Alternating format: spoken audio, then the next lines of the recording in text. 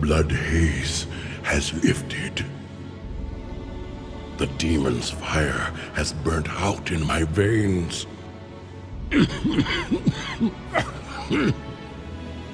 I have freed myself.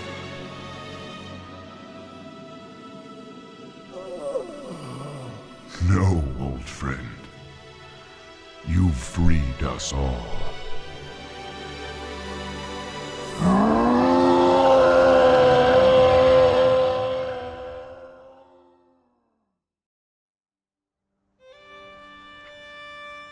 Lore and story is just one of many things that keeps me attached to the MMORPG genre. An epic story unfolding, story arcs building up, and a fantasy world evolving into something new each year.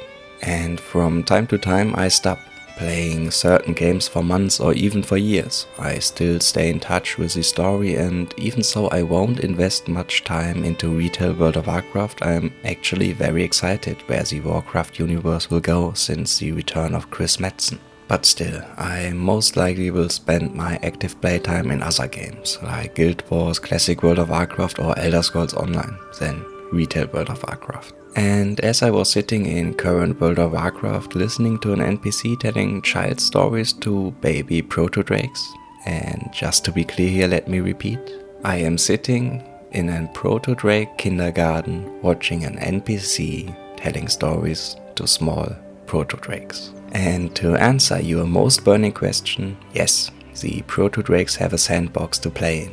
So as I was sitting in something that has to be a joke, I couldn't help but ask myself why. What's that happened that we went from this You've freed us all. to this, or yeah, even this.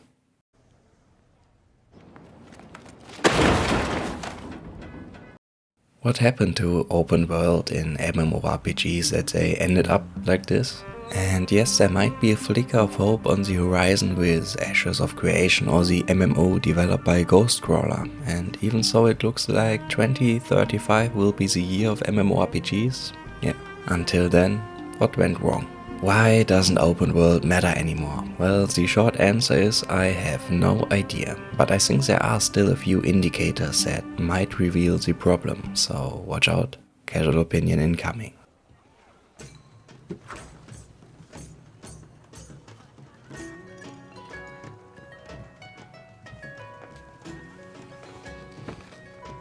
Since I already briefly touched upon storytelling, let's roll with that for this video. So lore in MMORPGs and the way of storytelling has not just changed in games, it also has changed in books, movies or series. But I'm not really a book guy. To be honest, I am that kind of a person that waits until the movie adaptation is released. If the book is really that great or good, there will be a movie shortly after. So I stick to MMOs in this video. So what I think has changed is the way a story unfolds, or a fantasy world is building up, or simply just presents itself. Back in the day you had all these small quest hubs that are telling their own stories, sometimes completely detached from the main story, if there was even a main story to begin with. And yes, you could figure out small connections between different towns, and while progressing through that world you will get involved, more or less, but the player character was never meant to be the main character. All these small camps, towns or cities had stories and heroes on their own, and your involvement in these stories was always a means to an end, just another random adventurer helping out. But what did end up happening was that you, the player character, connected all these stories. The player character is the driving force that created that massive world cluster and essentially created the illusion of a massive open world. Even so, all these quest hubs on their own were small. It was the player character that created the bigger picture, and it was not the world itself.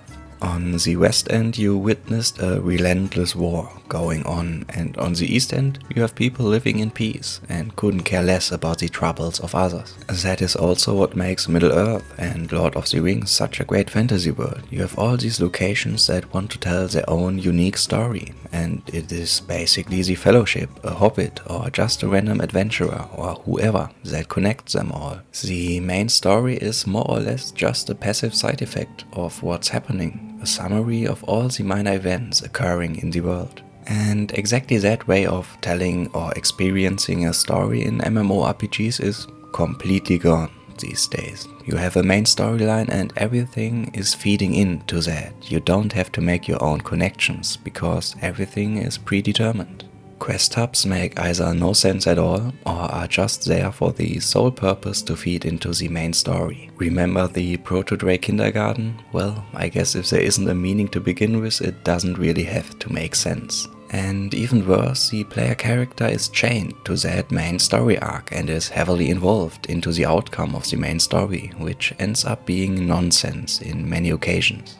Yesterday you killed an old god and today you are cleaning a sandbox for baby proto-drakes. If the player character doesn't become the main character, the whole world and certain quests would make a whole lot more sense. Playing MMORPGs nowadays is like riding a train and you are not allowed to leave. You have to take it as it comes and as it is supposed to be experienced. And unfortunately that leads into the world which once was that giant world cluster becoming smaller and smaller, up to a point where it is just that one red line you essentially have to follow. Open world has basically died in MMORPGs in favor for telling just another generic story, or just being a wall to prevent rushing into endgame. And even in games like Guild Wars 2, where the main focus is open world, the main goal is to spam as much events as possible.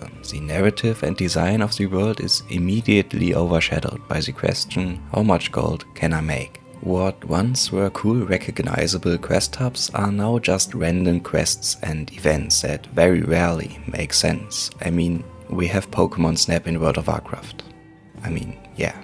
And something else that can very rarely be found nowadays are items with a specific narrative. Random drops like Staff of Jordan in classic World of Warcraft or the One Ring. Items in general have become extremely generic, up to a point where everything could be just a stat stick. It wouldn't matter. Another example in retail World of Warcraft is that there is no gear piece I can remember. Not a single one, except 2 legendary weapons I don't even bother to learn the name from. I couldn't even tell which armor set color is heroic and which is mythic. I could look it up, but with the next expansion, The War Within, I will most likely have already forgotten which one was what. And of course there are multiple reasons why the narrative of gear and weapons have become hollow and meaningless. The worst offender by far is the cash shop, which is almost part of every MMO these days. It doesn't really matter if the game has a sub fee or not, the cash shop will be there. Unfortunately, the best looking stuff is moved into the cash shop, and just the existence devalues everything that you can farm in-game by default. And for me, someone who loves collecting in-game items and skins, that is actually a reason to quit a game or stop caring about loot at all. Anyways, to curveball back to open world items with a narrative. I'm sorry, I wasn't listening. Even items that have a narrative for just being rare or being locked behind an insane grind become less and less. I guess the reason behind that is that everything has to be accessible. You should have an advantage if you play 8 hours a day, which is kinda sad because it was always very interesting hearing about people who did insane stuff like that one guy who levels to max level by just picking flowers. Essentially, quality of life stuff is another reason for the death of open world, or for the death of a lot of things, to be honest, in MMORPGs. I still remember back in the day in Diablo 2, which kinda was my first game where I heavily got invested into online communities, but yeah, I entered the game very late, didn't reduce the fun though. However, there was that item called Stone of Jordan, and yes, it was powerful, but also its rarity made it exciting. And there was no personal loot. If you joined bar runs, you had to click fast to get the loot. I am not even sure if they changed that to personal loot in the remake of Diablo 2. But just the existence of those items made playing a game way more fun. Guild Wars 2 has something very similar with infusions, but yeah, if the drop chance is actually 0 point nothing, it doesn't really work as intended. Unless making people desperate is the intention, who knows. ArenaNet is a very wild company. So ultimately open world has become a nuisance or a chore to reach endgame. Cool items? Gone. World bosses to remember? Gone. Events have become something you have to do because there isn't much else to do in open world anyways. Except doing 5 world quests or that one single meta event in Guild Wars 2. The open world has just become a joke for the sole purpose of being stupid for no reason. I'm not sure how to phrase it, but I don't need Pokemon Snap in my Warcraft game. Thanks Blizzard, but it is really not necessary. Or like I said, it is just a tool to feed into the main story, or just to be a wall to prevent players to rush into endgame. Open world feels so insanely small and unfun these days. I mean, with flying I play the minimap more than I play the real map. And I haven't even talked about open world PvP, which got nuked completely. But PvP will be part of another video. This video was more or less story focused, and with that said, the most important part at the end. Thanks for watching, like always, share your opinion, be yourself unless you can be Batman, and until then, I guess, yeah, until then. I'd say sunshine for everyone, but as far as I can